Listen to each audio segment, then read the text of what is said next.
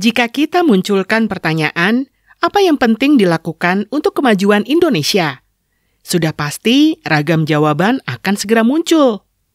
Ada yang menjawab pendidikan, ada yang menjawab teknologi, ada yang menjawab ekonomi, ada pula yang menjawab pertanian. Semua jawaban itu tidak salah, tetapi tidak juga bisa serta-merta menjadi patokan yang bisa ditetapkan sebagai skala prioritas. Masing-masing bidang adalah penting, tetapi dari masing-masing bidang tersebut juga mesti dilihat secara komprehensif terlebih dahulu, kemudian kita carikan skala prioritasnya.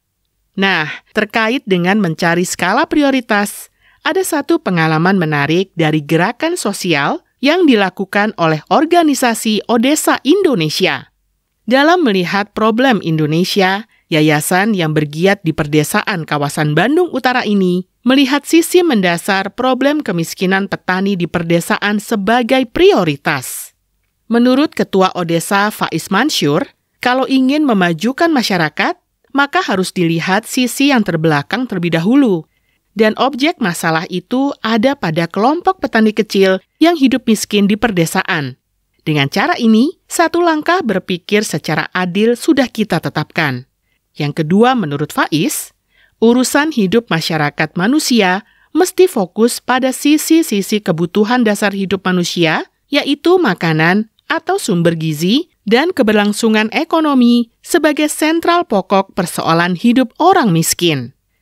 Dua hal ini menjadi alasan bagi Odesa yang kemudian menciptakan slogan memperbaiki Indonesia dari desa. Kata memperbaiki beda dengan membangun.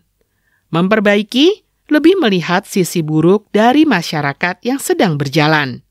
Dari situlah, setiap langkah harus solutif dengan sifat benar-benar memperbaiki yang buruk. Lalu, apa yang buruk di Indonesia? Mengapa pula dalam memperbaiki Indonesia harus dari desa? Bagaimana caranya? Indonesia terbilang negara problematis dalam pendidikan dan sekaligus kemiskinan. Tak terkecuali di dalamnya berkaitan dengan buruknya gizi. Selain itu, ada masalah mendasar pada rumah tangga perdesaan yang sanitasinya sangat buruk. Dengan kata lain, rakyat miskin tersebut memiliki beberapa problem sekaligus. Selain miskin secara ekonomi, juga terbelakang pendidikan dan di dalamnya juga berkaitan dengan kekurangan air bersih dan hidup dalam situasi tidak sehat. Bagaimana cara mengatasinya? Yayasan Odesa Indonesia bergiat menawarkan solusi berbasis pengalaman empiris dengan menggerakkan petani menanam pohon buah-buahan dan juga tanaman penghasil gizi seperti kelor dan hanjeli. Odesa telah melakukan sejak tahun 2016 dengan melibatkan ratusan petani yang terorganisir sekaligus ribuan petani lain yang ikut mendapatkan manfaat dari gerakan produksi pangan sekaligus ekologi tersebut. Dengan kegiatan yang serius dalam pendampingan petani kecil itu, kini telah banyak capaian yang dihasilkan. Selain mengusahakan tanaman produktif tersebut, tentu juga menyertakan gerakan literasi dan juga perbaikan sanitasi.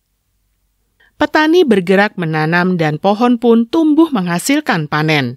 Secara otomatis, dua spesies ini berhasil melakukan kerjasama saling menguntungkan. Pohon-pohon tumbuh subur menghijau, tanah menjadi lebih sehat, udara semakin segar, dan petani mendapat sumber pangan bergizi. Setelah petani mendapat gizi, mereka juga bisa menjualnya. Dari situlah ekonomi bergerak. Perdagangan lokal pun berjalan lebih dinamis. Satu pohon seperti alpukat yang ditanam 5 tahun silam bisa menghasilkan nilai ekonomi sebesar Rp600.000. Jika seorang petani memiliki 50 pohon buah senilai itu, maka secara otomatis dalam 1 tahun, pendapatannya meningkat sebesar 30 juta atau setara Rp2,5 juta dalam setiap bulannya. Dengan cara itu, orang-orang miskin di desa dengan lahan sempitnya pun sebenarnya masih mungkin untuk menciptakan ruang perbaikan. Sayangnya, penyebaran bibit tanaman buah tidak pernah dilakukan. Pemerintah tidak pernah sungguh serius dalam melakukan kegiatan seperti ini. Padahal di banyak negara seperti di China, Kuba, dan Brasil misalnya, telah dilakukan dan memberi dampak baik terutama dalam mengatasi kemiskinan petani di desa-desa. Menurut Faiz, menanam pohon buah-buahan adalah solusi penting karena memuat nilai filosofis yang strategis sebagaimana pepatah mengatakan, sekali dayung, 3 pulau terlampaui. Mengapa menanam buah itu bagian penting dari solusi Indonesia?